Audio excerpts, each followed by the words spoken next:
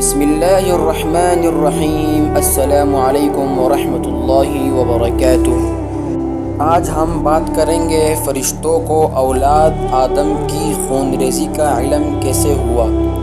فرشتے زمین پر جنات کے آپس میں لڑائی جھگڑوں اور خون ریزی کو دیکھ چکے تھے۔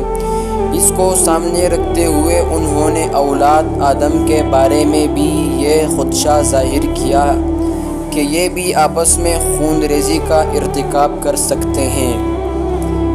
فرشتے حضرت آدم علیہ السلام سے پہلے زمین پر آباد ہونے والی مخلوقات کے حالات دیکھ چکے تھے۔ واللہ اعلم بالصواب۔ ترجمہ: اللہ تعالیٰ اصل حقیقت کو خوب جانتے ہیں۔ خلیفہ بنانے کی مصلحت۔ جب اللہ تعالیٰ نے فرشتوں کو ایک نئی مخلوق پیدا کرنے کی خبر دی تو انہوں نے اس نئی مخلوق کو پیدا کرنے کی مصلحت معلوم کی تو اللہ سبحانہ و تعالیٰ نے فرمایا۔ ترجمہ: بلا شبہ میں وہ بات جانتا ہوں جن کا تمہیں علم نہیں۔ یہ بقرہ آیت نمبر 30 ہے۔ یعنی میں اس نئی مخلوق میں نبی، رسول، عابد، صدیق، شہید، زاہد، ولی، عامل، علماء اور صالحہ پیدا کروں گا۔ رسول اکرم صلی اللہ علیہ وسلم نے فرمایا، جب فرشتے فجر کے وقت بندوں کے اعمال لے کر آسمان پر چڑھتے ہیں تو اللہ تعالیٰ جاننے کے باوجود ان سے پوچھتے ہیں کہ تم نے میرے بندوں کو کس حال میں چھوڑا؟ فرشتے جواب دیتے ہیں کہ جب ہم گئے تھے وہ نماز عصر میں مصروف تھے اور جب واپس آئے تب بھی وہ نماز فجر میں مصروف تھے۔ فرشتوں کا حضرت آدم علیہ السلام کے لیے سجدہ۔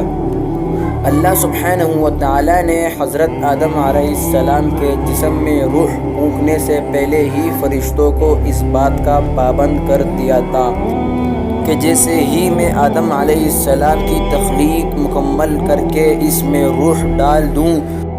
جب اللہ سبحانہ و تعالیٰ نے حضرت آدم علیہ السلام کی مکمل شکل و صورت بنانے کے بعد اس میں روح ڈال دی تو فرشتے اللہ تعالیٰ کی حکم کی تعمیل کرتے ہوئے فوراً حضرت آدم علیہ السلام کے سامنے سجدے میں گر گئے۔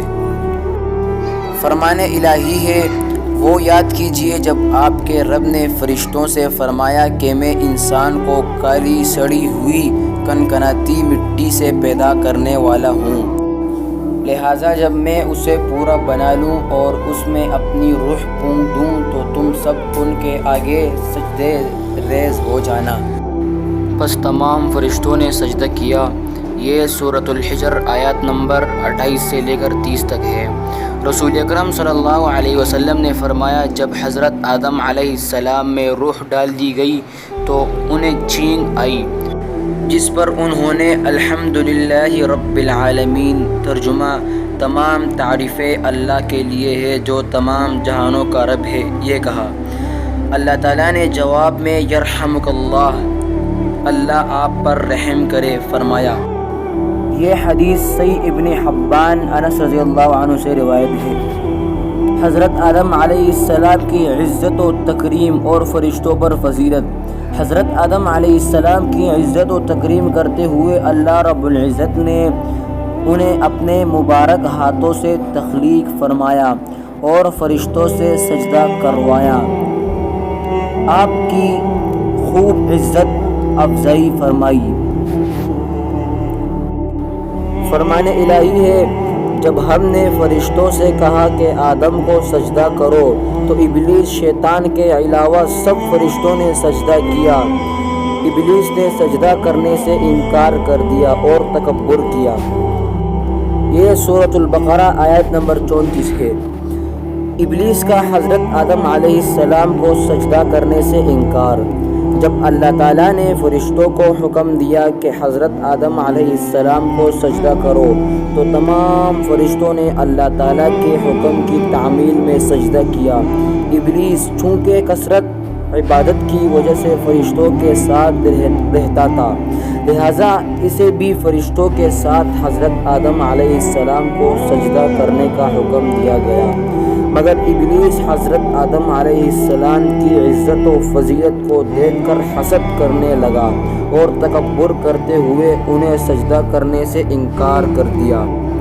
اللہ رب العزت نے اسے سجدہ نہ کرنے کی وجہ سے پوچھی تو اس نے جواب دیا، میں آدم علیہ السلام سے بہتر ہوں۔ فرمان الہی ہے، اللہ تعالیٰ نے فرمایا، اے ابلیس، تجھے سجدہ کرنے سے کس چیز نے روکا جبکہ میں نے تجھے حکم دیا تھا؟ اس ابلیس نے کہا، میں اس آدم علیہ السلام سے بہتر ہوں، آپ نے مجھے آگ سے پیدا کیا ہے اور اس کو مٹی سے پیدا کیا ہے۔ یہ سورۃ الاعراف آیات نمبر 12 ہے۔ بس تمام فرشتوں نے سجدہ کیا سوائے ابلیس کے، اس نے سجدہ کرنے والوں کا ساتھ دینے سے صاف انکار کر دیا۔ اللہ تعالیٰ نے پوچھا، اے ابلیس، تجھے کیا ہوا کہ تو سجدہ کرنے والوں میں سے شامل نہ ہوا؟ اس ابلیس نے کہا کہ میں ایسے انسان کو سجدہ نہیں کر سکتا جسے آپ نے کالی سڑی ہوئی کنکناتی مٹی سے پیدا کیا ہے۔